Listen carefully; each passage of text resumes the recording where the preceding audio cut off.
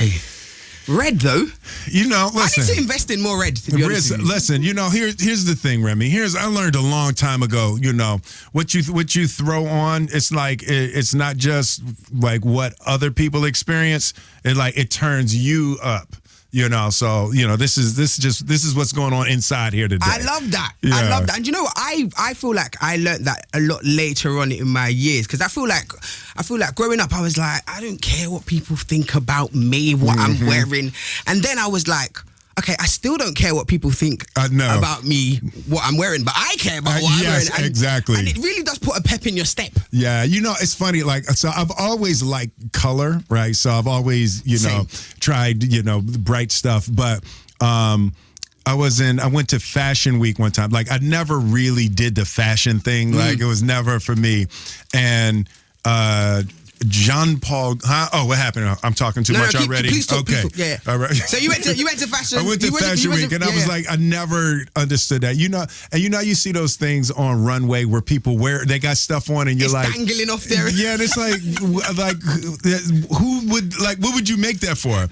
And I was with Jean Paul Gaultier. And so I was saying, the thing was like these weird, you just see these weird things. And he says, oh, well, I don't make clothes for people to wear. I make clothes for people to figure out who they are.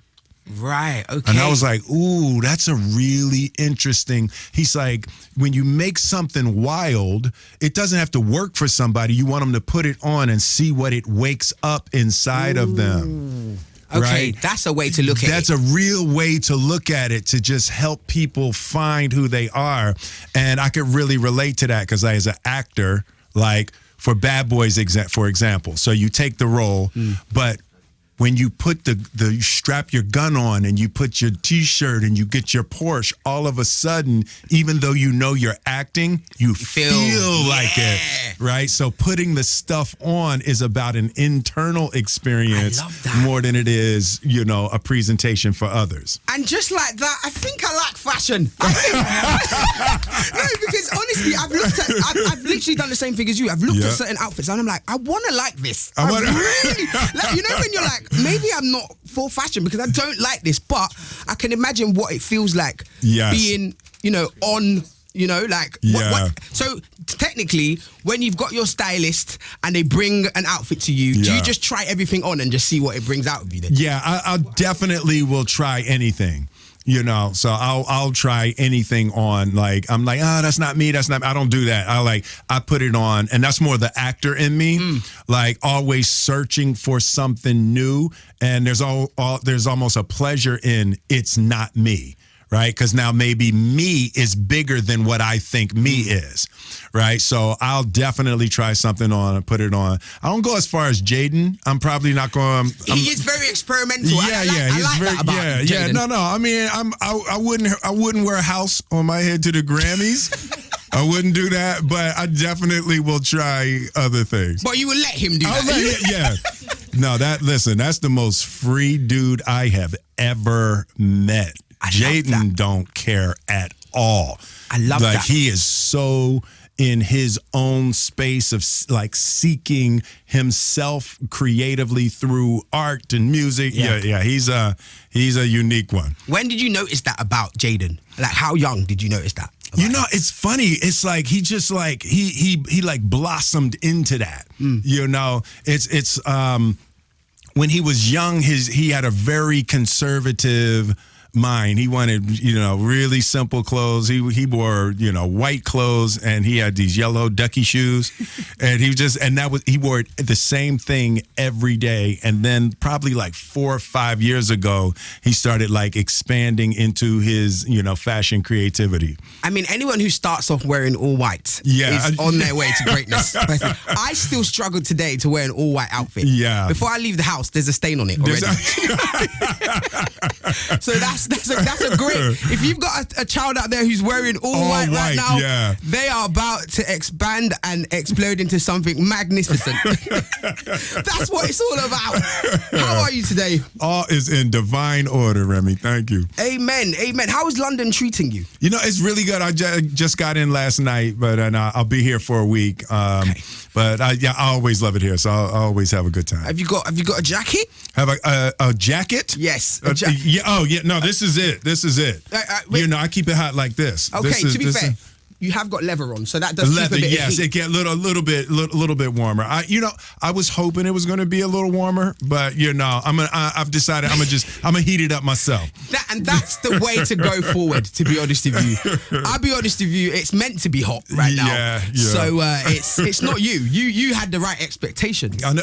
So we apologize on behalf of the UK. No. Listen, I recorded my first album here, so I was here for a good amount of time, and so we stayed at the Holiday Inn Swiss Cottage. The Holiday Inn. The Holiday Inn Swiss Cottage. We recorded our first album here. So Swiss Cottage. Yeah.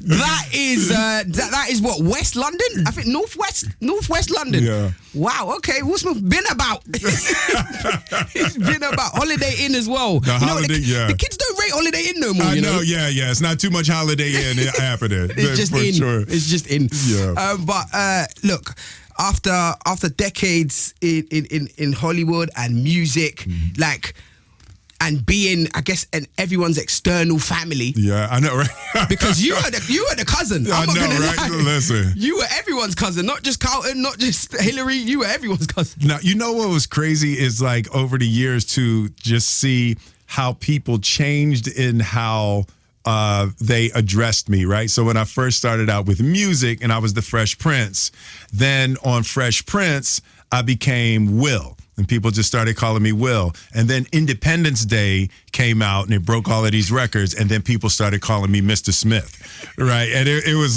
just over the years. And now today, I was coming in and somebody called me Uncle Will. Uncle Will!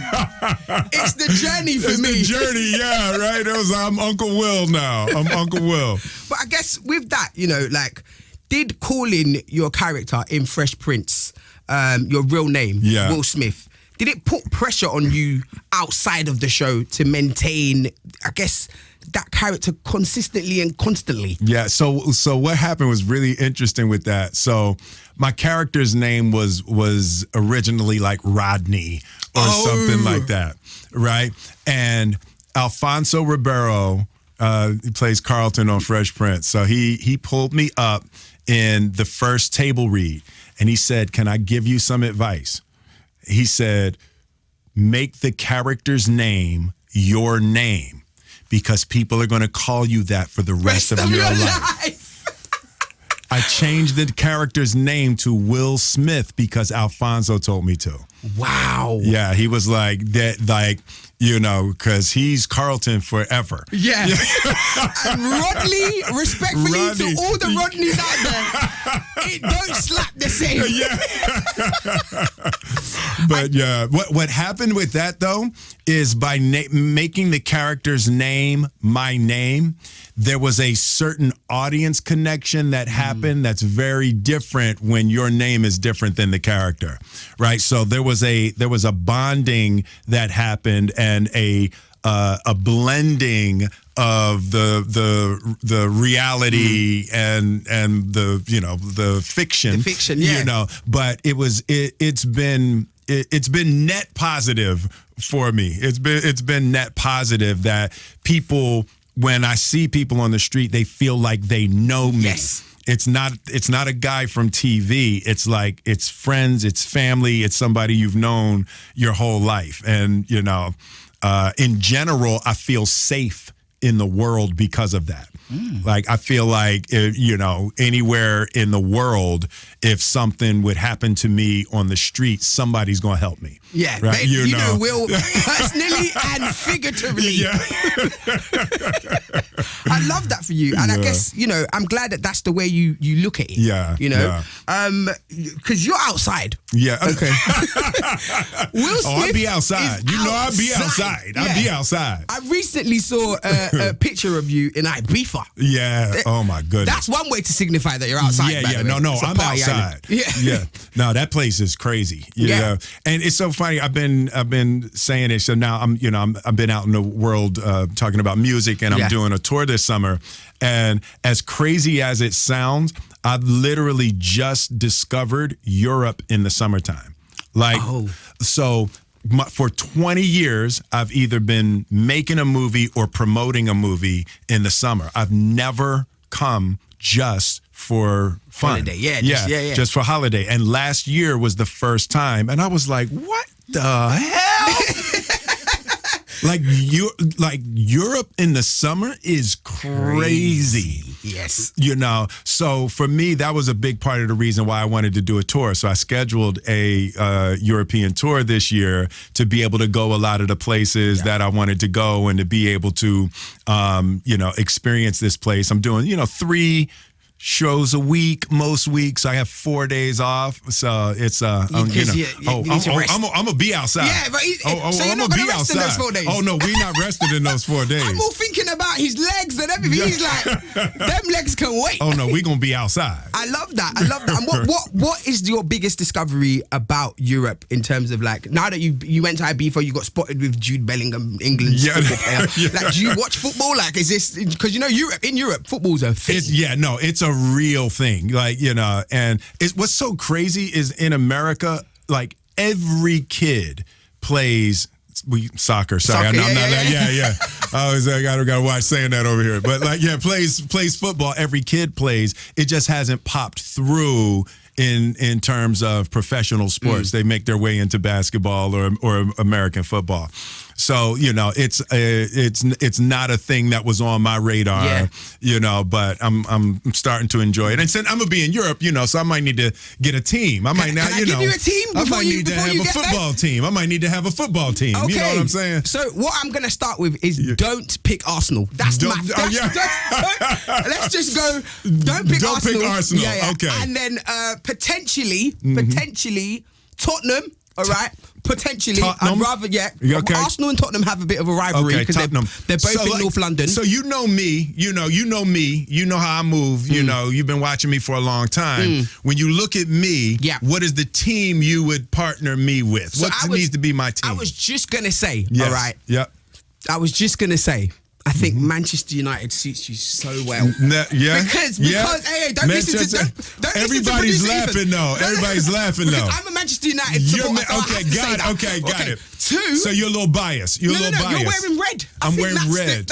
Manchester United wear red. Wear red. Okay, Manchester United. Yes. Now, is there? Do you feel obligated to pick a UK team, or are you open to other potential European? I think once you have a UK team, you can do whatever you like. Just have a UK team. I want to be honest with you because I feel like we're building a rapport here. Yes, absolutely. Right. We finished, I think, 17th in the league this We are not doing well. How many teams are in the league? Let's just say we're very close to relegation. There's about 20 teams, I think. Yeah, 20 teams. So we're not doing, but we used to be on top.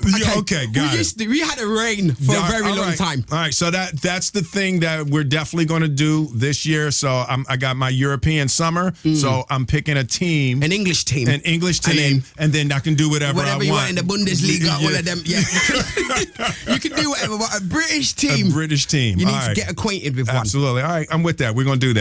We're definitely going to do that. We'll do that over the next 3 or 4 days. Okay, all right. So I'll let you know. I'll give you a song to think about it. All right, we're just going to go to a song. Yes. And then I'm going to pitch Manchester United just that little bit more. Okay, got it. But let's put on a song. I'm going to put on a song from your last album, or your latest album, should I say, based on a true story. One that I really, really liked was Beautiful Scars. Yes, with Big Sean and Obanger. Yeah. I feel like it stuck to me because I also have quite a big scar on my hand. And also scars can come mentally and spiritually and physically. So it was a beautiful, beautiful song. So let's put that one on right now. Love that. Okay. That really hit for me. Thank you, because that was the whole point of titling those songs the way that those songs were titled. And it is, it wasn't physical scars for me, but it was, emotional and psychological scars. And over the past few years, having to learn how to accept that is a part of the beauty and the power that you cultivate, that you wear your scars, almost the way, Jesus wore his scars. That's the concept of beautiful scars, that your power and your beauty comes from having survived and alchemized that scar into all that you are. And that's exactly what I felt from the song, because I feel like your scar is something that you get to know. Yes, absolutely. And I even went as far as like as thinking to name it. Yes. So it's like I'm welcoming it. It begins to teach. Yeah, exactly. The scar begins to teach, and that's a part of the real beauty of accepting the difficulties, accepting the adversities, accepting the tragedies and traumas, and recognizing that like the power of being human is you get to decide what it is. Exactly. You get to decide how it affects you and then how it affects others. Exactly. And I feel like it's very hard to go through life. No one should expect to go through life unscathed. Yes, absolutely. Like, it's impossible. It's impossible. One of the things that I've learned in the last few years is that, you know, it's hard to hear when you're in the middle of something, but there's literally nothing that could happen that you can't make beautiful. What does putting together an album after not having an album for 20 years, the last album was in 2005. I know. Lost and Found. Like, how does it, what's the process of that? You know, so what happened, you know, the last few years for me have been really deep reflection. Yeah. You know, after the Oscars, I like shut it down for a minute and like really went into the internal work. And just taking a big, strong, honest look at myself. It was like it was like there was a manhole cover over some unexplored areas, and like the manhole cover came off, and it was, you know, scary for a minute what was in there, but then all of a sudden, all of these new thoughts and new energies and new creativity came through like a geyser, and it just started showing up as music. It started showing up as songs. It started showing up as new creativity. So I feel like I'm brand new. I feel like the greatest creative period of my life will be in the next, 5 to 10 years. I feel like I'm a better actor than I've ever been. I feel like I'm a better musician than I've ever been. My acting career sort of strangled my music career, but I'm trying to take some of that space back to develop myself as a poet and a musical artist. But I'm really excited about what this next phase is going to be. I'm like, I feel artistically more equipped to connect with human hearts than ever. And can I ask, is that as a result of the Oscar movie? Absolutely, totally a result. That beautiful scars. Yeah, like the idea of being forced into a place where I had to be still, and really, for the first time in my career, having to deal with a level of disapproval that I never had to experience. Yeah. Right. I wanted to ask, does making a mistake in front of the world, how do you handle that? Yeah. Because, people can make mistakes at home and it's just their mom and dad that tells them, don't do that. Yeah. But I guess making that, something that you feel changed your life in front of the world, yes. What pressure does that put on you? I call it, it's brutal. It's brutal. It's brutal, but beautiful, right?